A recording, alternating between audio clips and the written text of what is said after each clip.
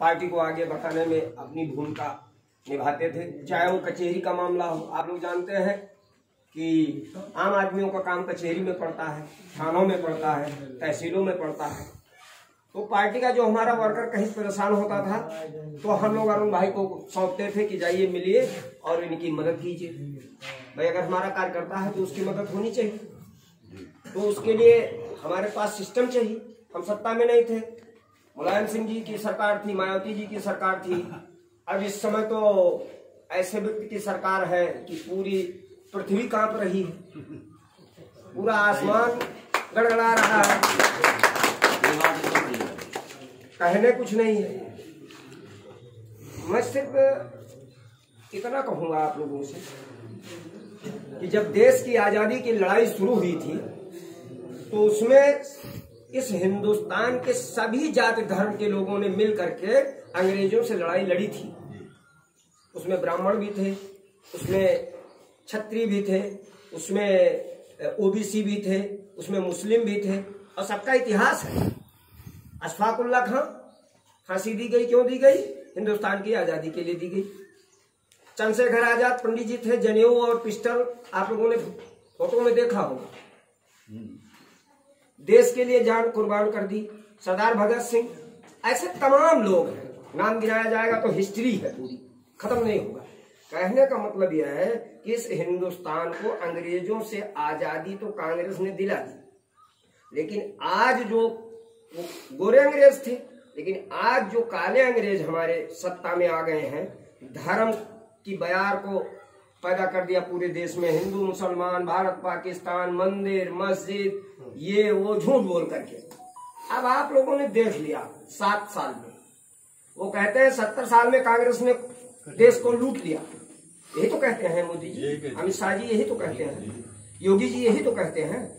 इस हिंदुस्तान के लोगों ने उनकी बात मान ली कि हाँ लूटा तो भैया, लेकिन मेरा सवाल है कि अगर उन लोगों ने लूटा होता तो आज ये जो बेच रहे हैं, किस चीज के तुम बेच रहे हो? 7 साल में तुम्हारी सरकार है, अगर 70 साल वाले लूटे होते तो तुम्हारे तो लूटने कुछ रही नहीं जाता, क्या बेचते आप?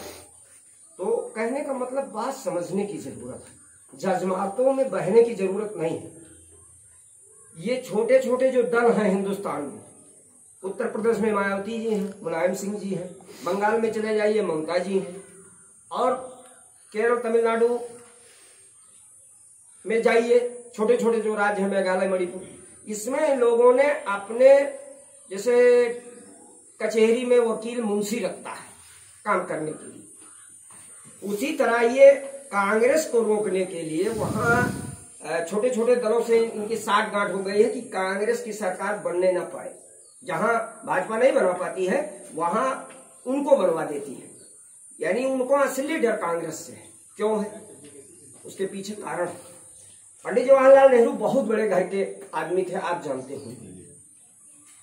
30 साल के लड़के तो नहीं जानते हैं, 30 साल में कांग्रेस की सत्ता नहीं थी उत्तर प्रदेश में, वो जानते ही नहीं, वो कहते कांग्रेस क्या है। लेकिन आप जानते हैं, आपकी जिम्मेदारी है कि आप इनको बताइए कि इस देश के लिए जो कुछ किया, आज ये देश जो सोने की चिड़िया इसका नाम था, ये कांग्रेस की बदौलत है। और कांग्रेस के नेता वफादार थे, गांधी जी बैरिस्टर थे, उन्होंने देश के लिए कोट पैंट सूट टाई उतार दिया, आधी धोती पहन लिया, आधी ओढ़ लिया, और एक डंडे के सहारे पूरे हिंदुस्तान के लोगों को इकट्ठा करके अंग्रेजों को, तब जब तक वो चैन से नहीं बैठे, जब तक वो बरतानिया हुकूमत यहां से चली नहीं।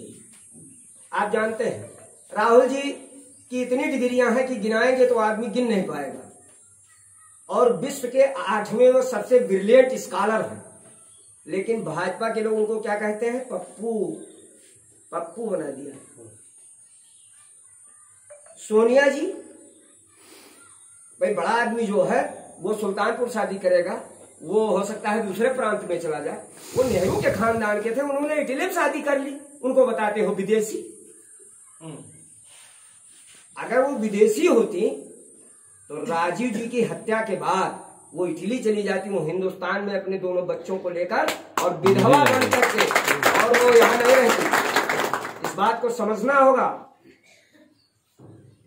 इस देश के लिए इंदिरा जी मारी गई, इस देश के लिए राजीव जी मारे गए, और राहुल गांधी एक ऐसा नेता है इस देश का जो मोदी जिससे घबराते हैं, डरते हैं उससे। और अगर इस देश को बचाना है, आने वाली पीढ़ी को भी बचाना है और उन्नत और विकास को कायम करना है, तो इनको हटाना पड़ेगा। और इनको इस देश से अगर कोई हटा सकता है तो कांग्रेस हटा सकती है, ना मुलायम हटा सकती है, ना मायावती हटा सकती है। ये छोटे दल नहीं हटा पाएंगे, ये सब अंदर से समझौता कर लेते हैं। इसलिए भारतीय जनता पार्टी की पूरे हिंदुस्तान में अगर प्रबल विरोधी पार्टी है तो वो कांग्रेस पार्टी है।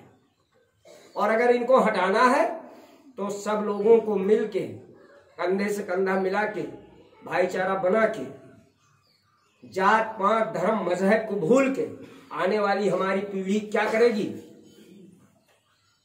हम लोग क्या वो क्या सोचेंगे। अगर ये काबिज रह गए तो इस देश में कुछ बचेगा नहीं। आप जान लीजिए, सारी चीजों को बेचने लगे हैं। मोदी ने अपने भाषण में नारे में कहा था कि जितने लीटर पैसे में पानी बिकता है, अगर हमारी सरकार आएगी तो हम उतने भाव में डीजल और पेट्रोल कर देंगे। गैस सिलेंडर 399 में था, तब सुषमा स्वराज जी और ये स्मृति ईरानी जो राहुल जी को हरा के बहुत बड़ा तोहफा ले लिया है, ये लोग सिलेंडर सर पे रख के वहीं संसद भवन के सामने धरना करती थी। आज गैस क्या भाव है? 1000 पहुंच गया। तुमने कहा था 2 करोड़ बेरोजगार जो पढ़े लिखे लड़के हैं इनको मैं प्रत्येक वर्ष नौकरी दूंगा। हम तो समझते हैं जो लोग नौकरी कर रहे थे निकाल दिए गए। खेती में 5 लाख किसान दिल्ली के बॉर्डर पे बैठा है, 6 महीने हो गया।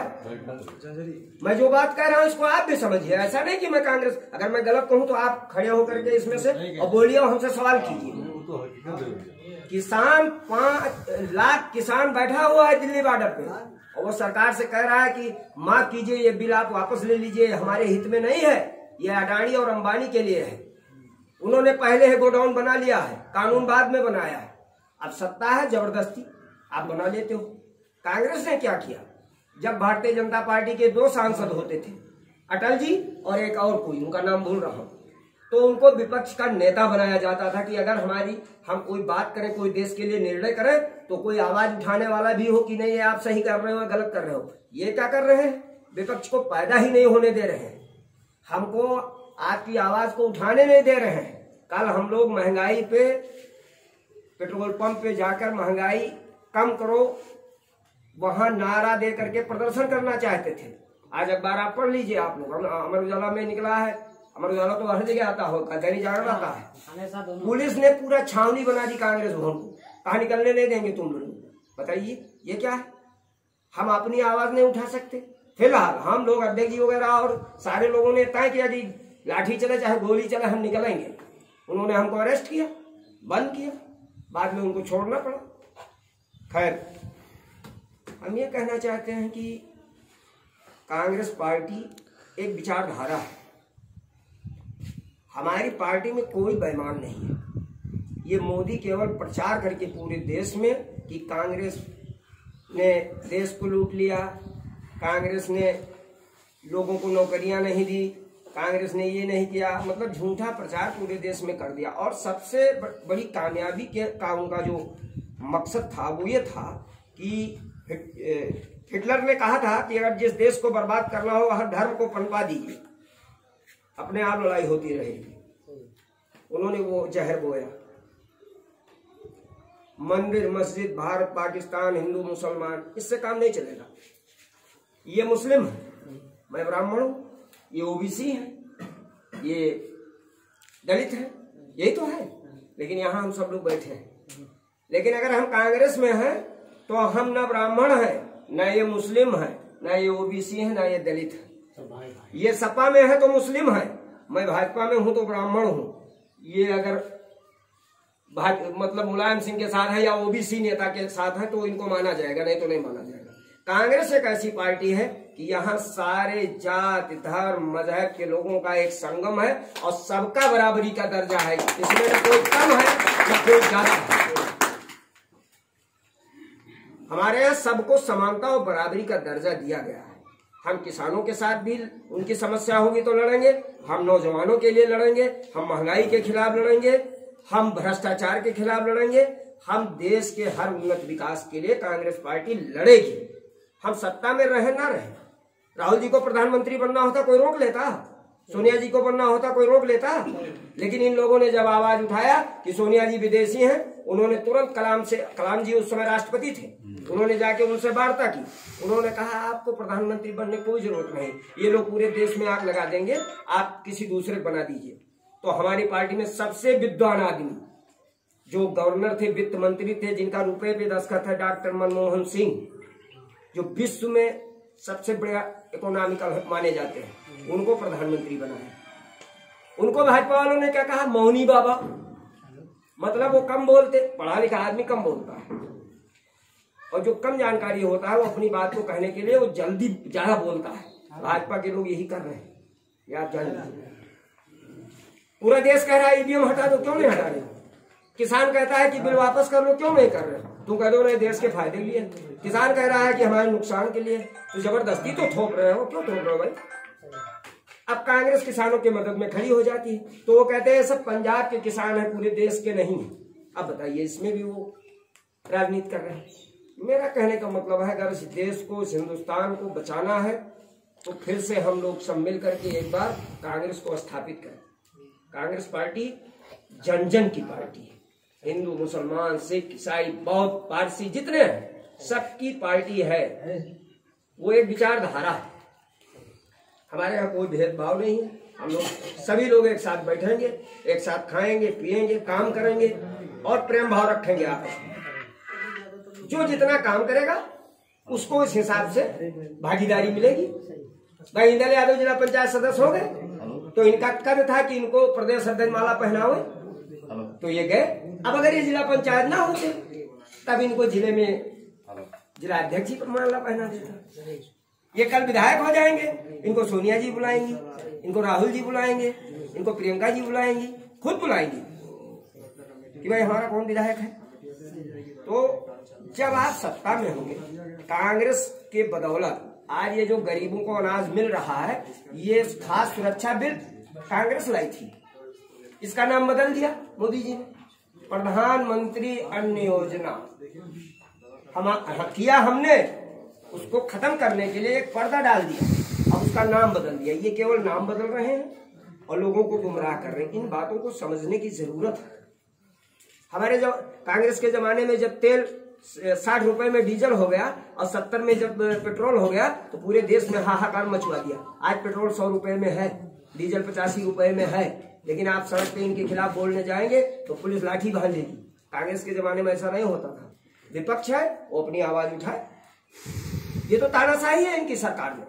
तो अगर तानाशाही खत्म करना है, देश को अमन चैन से फिर से जो सपना था गांधी, नेहरू, बापू, अशफाकुल्ला खां, उसको अगर कायम करना है तो इनसे हाथ जोड़ लीजिए, मोदी जी से, योगी जी से, बाबा जी से। इतने मुझे कहना है, बाकी हमारे और नेता हैं सब बताएंगे। मैं अपनी बात